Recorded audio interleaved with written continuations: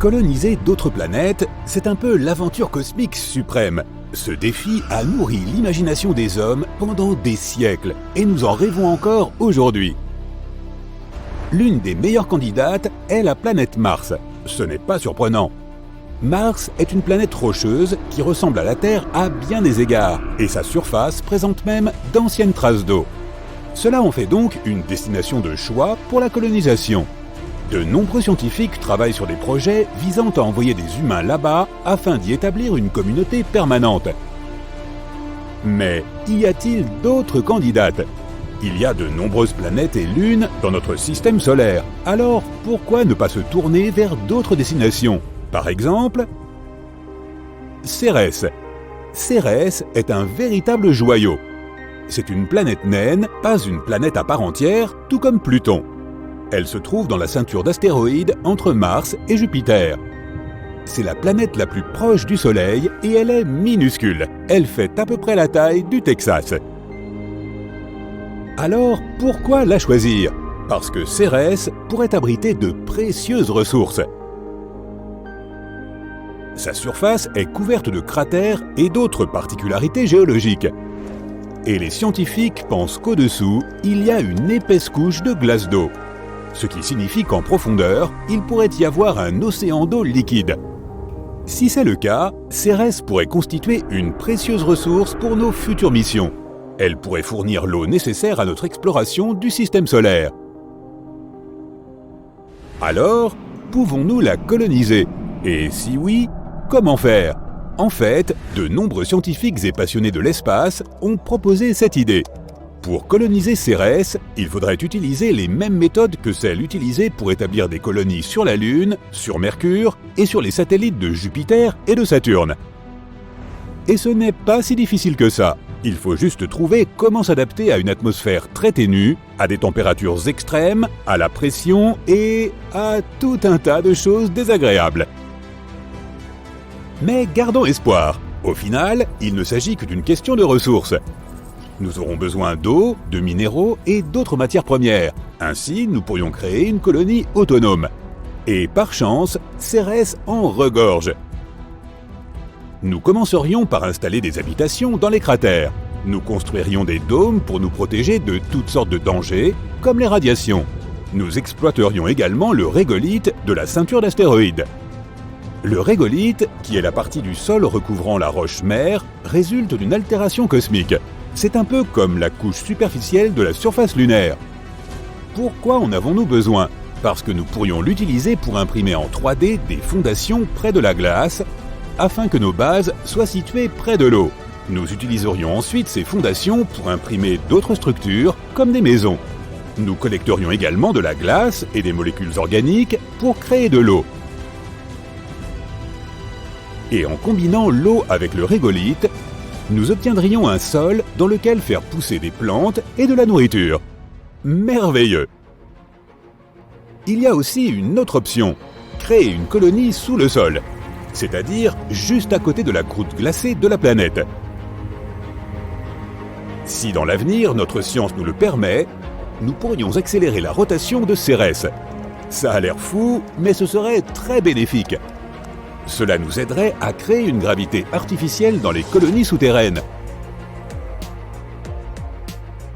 En parlant de gravité, tout ça est bien intéressant, mais parlons des difficultés qui nous attendent lors de cette colonisation. Pour nous installer sur Cérès, nous devrons relever un certain nombre de défis. Tout d'abord, développer une technologie nous permettant de nous rendre sur cette planète. Soit des vaisseaux capables d'effectuer des vols de longue durée dans l'espace lointain. Pour cela, il nous faudra d'abord créer une technique de propulsion nucléaire thermique ou nucléaire électrique et un type de carburant extrêmement performant. Ensuite, il nous faudra une technologie capable de préserver la vie sur ce petit monde rocheux, c'est-à-dire des outils pour extraire et utiliser les ressources disponibles. Et comme il n'y a pas d'atmosphère sur Cérès, nous devrons porter des combinaisons et vivre dans des habitats pressurisés. Et ce n'est qu'un début. Vivre sur cette planète ne sera pas une mince affaire. Par exemple, comment faire face aux températures extrêmes ou aux radiations, ou encore à la gravité incroyablement faible évoquée plus haut. Ce dernier point est certainement l'un des plus gros problèmes. La gravité de Cérès ne représente que 3% de celle de la Terre. Tu ne voudrais pas t'envoler dans l'espace pendant que tu joues au football, n'est-ce pas? Mais le fait qu'un simple bond puisse t'entraîner dans un voyage sans fin n'est pas le seul problème. Même si tu restes à la surface de la planète, tu rencontreras les mêmes soucis que les astronautes de la Station spatiale internationale. Par exemple, une perte de masse musculaire, une diminution de la densité osseuse, une baisse de la vision, une détérioration du système cardiovasculaire. Eh ben, qui aurait cru que la gravité était si importante?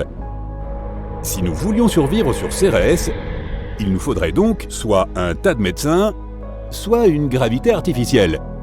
Et n'oublie pas que cette faible gravité ralentira aussi notre travail. Bien sûr, nous ne pouvons aller nulle part sans argent. Coloniser Cérès coûtera extrêmement cher, surtout si l'on tient compte de tout ce qui précède. Mais Cérès est quand même l'une des meilleures candidates pour la colonisation. Par exemple, on y trouve beaucoup de méthane et d'ammoniac.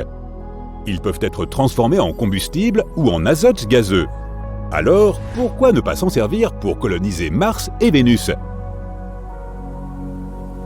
Cette faible gravité a quelques avantages. Grâce à elle, le lancement de véhicules spatiaux serait grandement facilité.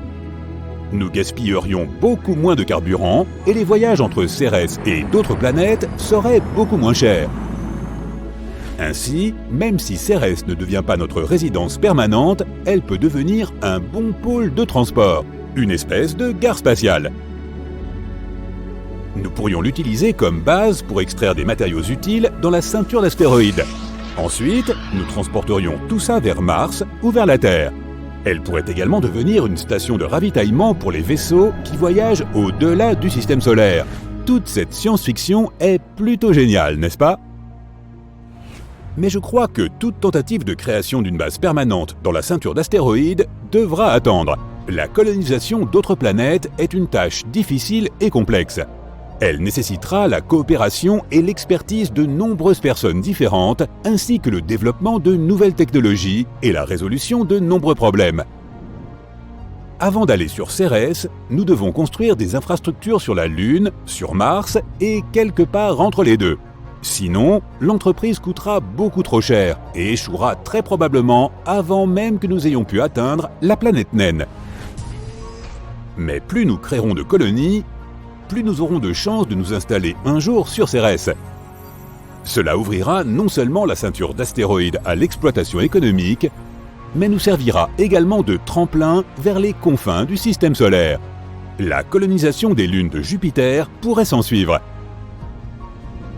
En d'autres termes, la colonisation de Cérès pourrait rapporter gros. Non seulement elle nous permettrait d'explorer et de comprendre tout ce monde fascinant, mais elle pourrait également nous fournir des ressources précieuses qui nous aideraient à poursuivre l'exploration et la colonisation du système solaire. La vie sur Cérès serait difficile, mais passionnante, car les humains auraient là un nouveau foyer afin d'explorer les mystères de l'univers. Imagine tous les nouveaux restaurants et magasins que nous pourrions avoir. Bienvenue à Cérès Marché, où tout est extraordinaire. Si tu aimes les chasses au trésor cosmique, Cérès est bien la destination qu'il te faut. Pense simplement à mettre des poids à tes pieds afin de ne pas t'envoler.